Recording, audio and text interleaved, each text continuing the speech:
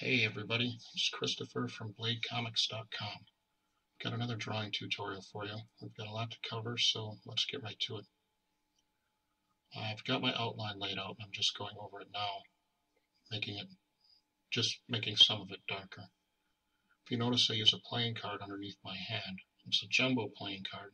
I use that to keep myself from smudging the drawing, and it keeps my paper nice and clean.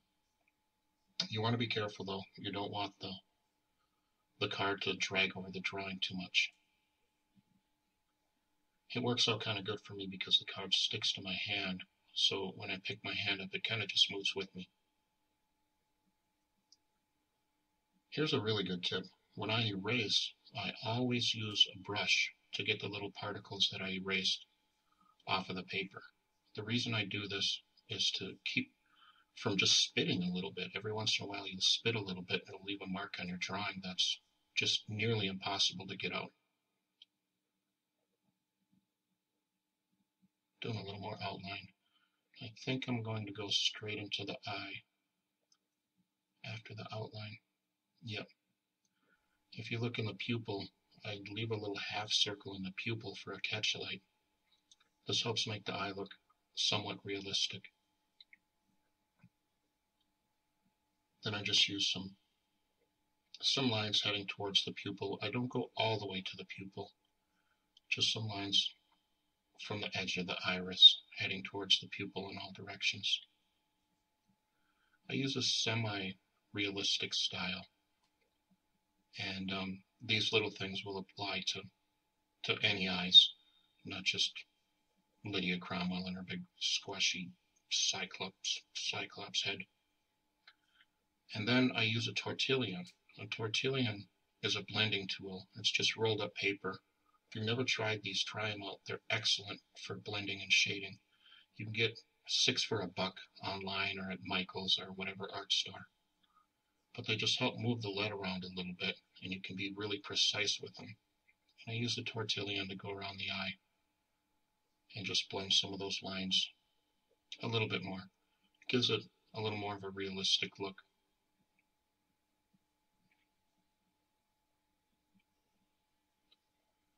Starting to take shape a little bit now. I'm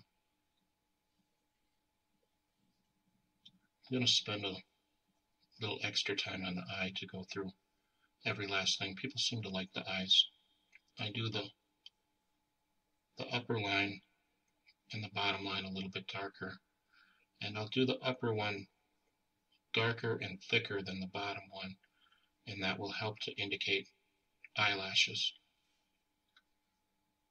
She's scared at this part in the comic book, so I'm going to redo the line and make it go a bit higher. If you leave a little bit of white between the iris and the top of the eye, it ends up making the character look scared. And being that I only have an eye and not mouths or eyebrows or anything else to work with, I have to be real sure to do the right things with Lydia. Yeah, so I'm going just up over the iris a little bit and making that a little bit darker and a little bit higher so she looks scared.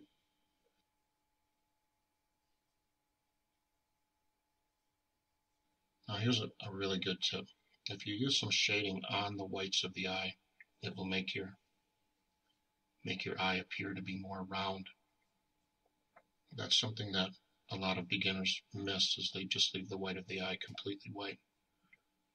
Throw a few lines on there, and I use the tortillion to blend them and make them as smooth as I can get them.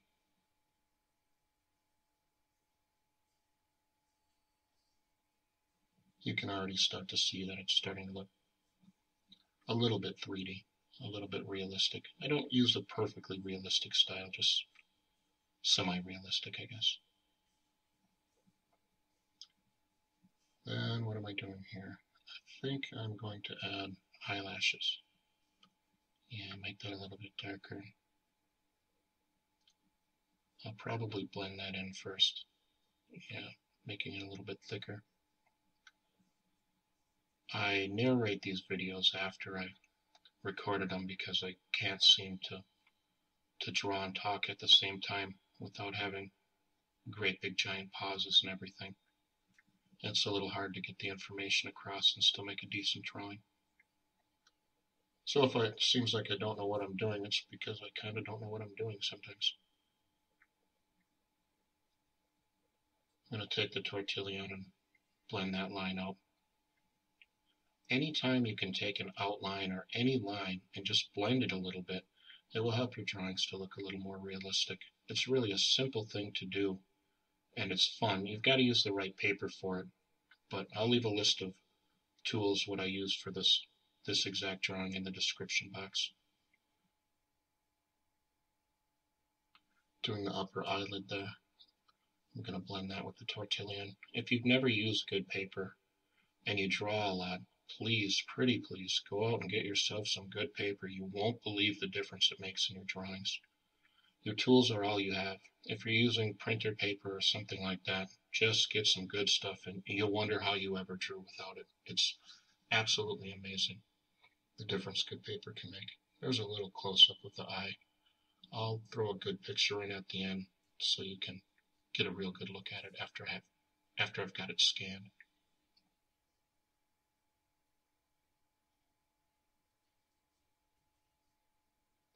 Now I'm doing the bottom eyelid. And the same way, just blend the line out a little bit. And I'm going around the edges of it and blending them all.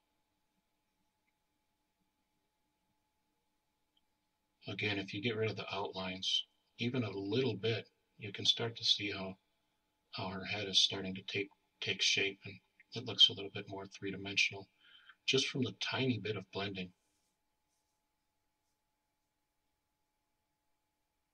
None of this stuff is really hard.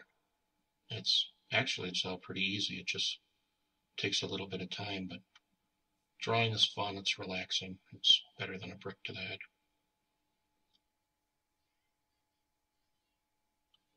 Now I'm going around some of the other parts of the outline. I think it'll kick into the sped up mode again here in a second and get through this. But again, you want to take all of your outlines and hit them with the tortillion. Yeah, there it goes.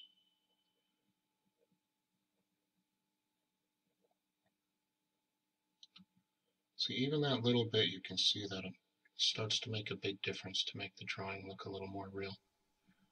Now I'm going to lay in some shadow tones with a 2H pencil. You can do all of this with a mechanical pencil if you want to. The 2H is just something I prefer. Just use a lighter touch with the mechanical pencil and you can do the exact same thing if that's how you want to do it. It doesn't really matter. I use a kind of a heavier touch, so I don't want to get too dark, so I just use a 2H so I can still use a heavy touch and not be too dark. If you noticed, I didn't outline everything yet. I'm starting to now.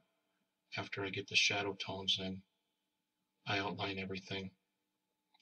That way I can blend those outlines into the shadow area. I hope that makes sense.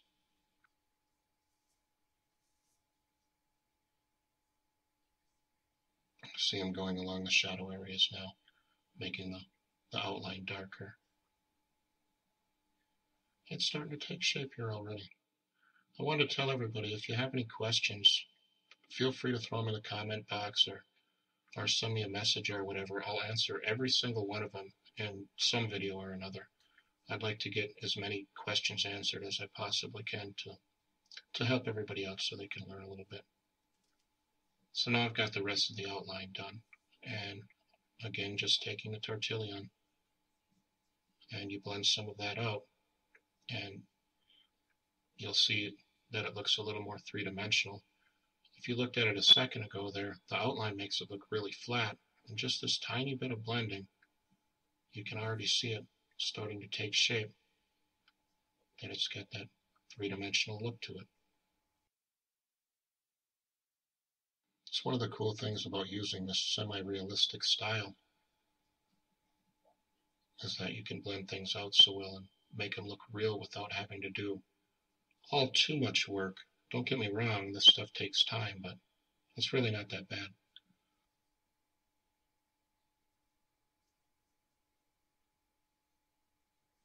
Now I'm going to darken in her belt on her leg. That's part of a tracking device. And I'm leaving a little spot for a highlight. I take the Tortillion and just blend that. And if you can get a good look at it here, see it starts to look really 3D, really round. And it's really just a simple way to do it.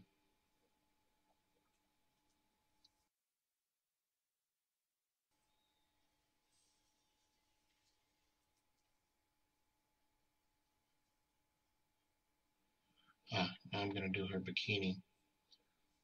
And in this particular picture, there's no highlights.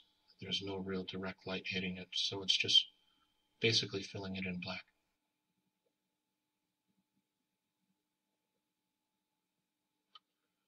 I like to save the really black stuff till towards the end. It keeps from smudging on your drawing. Almost everything I do is somehow related to keeping the drawing clean.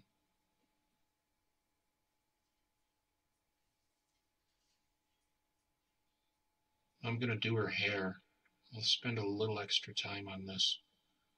Hair is easy to do in this style. It takes a little bit of time, but I think it's worth it. And just because she's got a ponytail, this style can be used for any hairdo. It doesn't matter if it's long or short or anything. This style can be used on any kind of hair.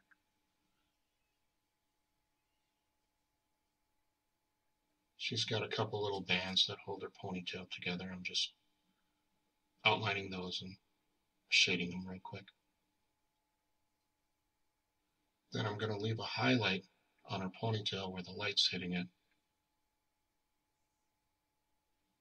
I'll do a couple of them. But you start by drawing lines into the highlight area, but not through it.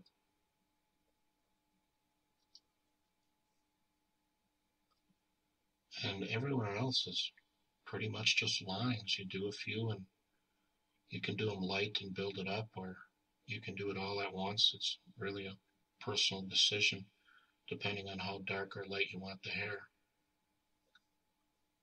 But I just use lines to represent the hair. I use an awful lot of them, but I guess it's really not too bad compared to some of these people that are hyper-realistic. And then, so I drew up to the highlight, and now I'm going to draw towards the highlight, but not through it, leaving just a bit of light. And in a minute we'll blend that, and it'll look like the light's hitting it there towards the top of her ponytail.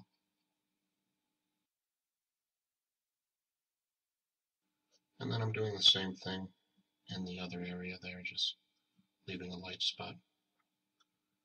Blend it all out, and that's it. There she is, Lydia Cromwell.